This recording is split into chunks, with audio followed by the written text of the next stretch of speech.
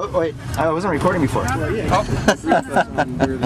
are you related, Robert? Are you part I'm Stuart's brother. Robert, It's this is good. a beautiful business. It is.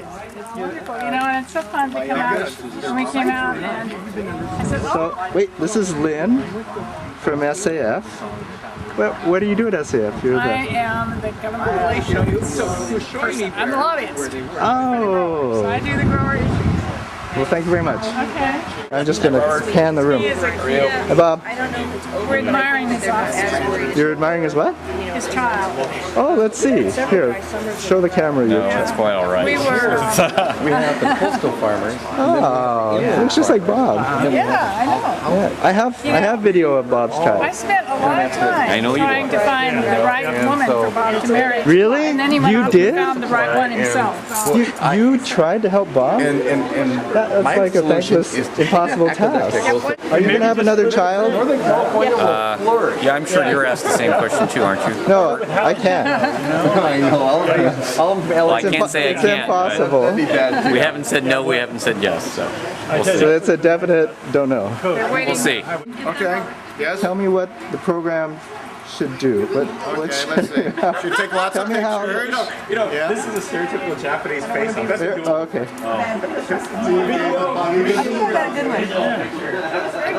That's a nice family. Yeah, it's a nice picture. Try not to break the cameras. Okay. Mine is more action oriented. I want to give a little history about Sam. Just a little. He was raised in Carmel. He represents the 17th district in Congress. That's this area. That's parts of Santa Cruz, San Benito, and Monterey counties. And we all know it's a huge agricultural county.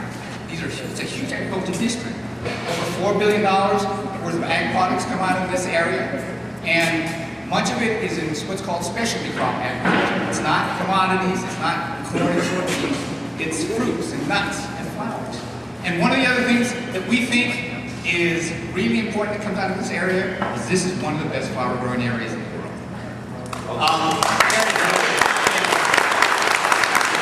He started his life in public service early in the Peace Corps.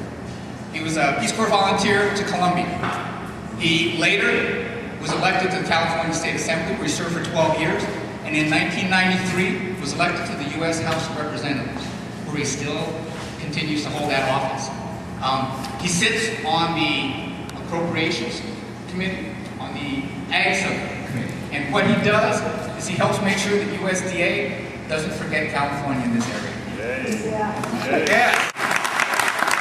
Stuart, I hope you stay in this business, because if you got into my business, you'd be a lot better at it than I am. Thank you very much for that very kind introduction. I was just so impressed how you could introduce everybody without a list. I'm at that age where I can't even introduce my family without looking at a list. But I want to thank you all for coming. This is, first of all, I've never had a fundraiser in a shed like this. Products all around us, and I really enjoyed, Stuart didn't say, but I'm a hobbyist flower grower, so you have my vote without even supporting me. It's, I'm going to do things that are going to support the industry, but cotton and rice, and so on. So politics being the art of compromise is that this ag bill was that. Essentially accepting a lot of what we didn't think was right in order to get a lot of new things that we thought were very much right. And that's how we got the Farm Bill passed. And there's, as Stuart said, there's a lot of opportunity here for California, and particularly for this region, because I'm with the E. coli breakout in these valleys, I've got a lot of money dedicated just for specialty crop health research. It's $5 million a year. We don't even have to appropriate it. It's automatically it goes into that. It's brand new money. A lot of money for organic research, which we've never had before. We're going to continue to do the floral and nursery research and keep that money going. And I think that this is the kind of things that we're going to help also with market promotion. We're not suggesting that specialty crops have to be subsidized. We're suggesting that specialty crops have to be helped as anyone else in a competitive world with brain trust in research and the best management practices that can be instilled, and help in getting the product sold and wanted in the outside world. So, and I think, frankly, just seeing this change in attitude in this country and even in Colombia about flowers, I'm in this kind of awkward political position because I spent 2 years of my life living in a very poor barrio of Medellin, and I fell in love with the country and the people. When I got back home, I found out that some of the people I met down there, and even one of the girls I dated, her husband was now involved in this brand new industry that was starting up called cut flowers, and they were going to grow chrysanthemums. And I didn't know anybody here grow chrysanthemums. They come home and find that there's all kinds of people growing them. And all of a sudden this competition's going, and then from chrysanthemums to roses and so on. And the Colombians were just killing us. So I went back to Congress and just made a big stake, because I authored the Cut Flower Commission in California to get the industry organized. And very much sympathetic to it. Americans don't consume enough of this product, and as I say, as a flower grower, and I always told my wife, I said, you know, I'm never going to be rich, but I'll promise you that every morning when you wake up, there'll be a fresh flower for you, and that's my interest, and I grow those flowers. So I'm interested in sustaining this, and so I see this whole new internationalization is that we ought to get the market to get we ought to get a bigger crack at the American market. We've got to get people buying more flowers.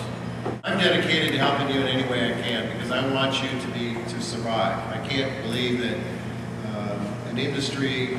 Chuck Allen was just telling me that the Kitayama family and their operations here are one of the biggest employers in this entire county. So if you want to do economic investment, and what Ellen deals with on the Board of Supervisors, I think so oftentimes we give short shift to agriculture, we grow up around agriculture and we take it for granted. As Stuart said, this area, you're talking about a major growing area, this is not a major growing, this is the best growing area in the world. Monterey County grows 85 crops. There's not even any state other than California that grows 85 crops. There's 3 billion in that county and hundreds of millions in this county. I mean, we don't have to go. And I think one of the problem in economic development, everybody's saying, how can we get IBM to move here to their corporate headquarters? Why? Because they want better jobs. Well, they're going to build that IBM corporate headquarters right over these incredible growing fields, and we're going to lose an incredible labor force and all local folks. And we don't need to go look for those businesses. We got them right here. We just got to support the agricultural industry, and particularly this industry. And if we do that, it's sustainable. It's been here a long time. And even with all these market fluctuations and all these disasters we've had and all these other things, we're still here. And the world is going to have to come back to California in the future. If we invest in education and we invest in the resources and the businesses we have here, we'll outsmart people. Because we know we're the creative country with creative minds. And because of the diversity of agriculture and diversity of cultures that bring all kinds of new ideas to the table. So I'm very, very excited and privileged. I feel like a kid in a candy store. And I want to say that I am indebted to your family. Kay was very involved with the Cut Flower Commission, as was Arnie. Arnie was my mentor. And he would always tell me that he never in his life voted for a Democrat, but he shouldn't have opened that way because he would always usually when you open with that kind of sentence, then you don't want to listen to him. But on the other hand, I was really serious about this guy because I thought, I'm going to listen to him because I'm going to convince him that there's might be some good. So he told me tonight, he said, Sam, I've retired from business, and I want to tell you that you're the only, you and Leon, when Leon Benetta was here, you and Leon are the only Democrats I've ever voted for.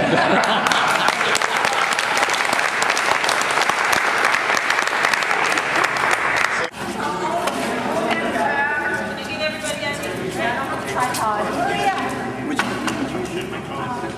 You have to be closer? Oh, you have to do it.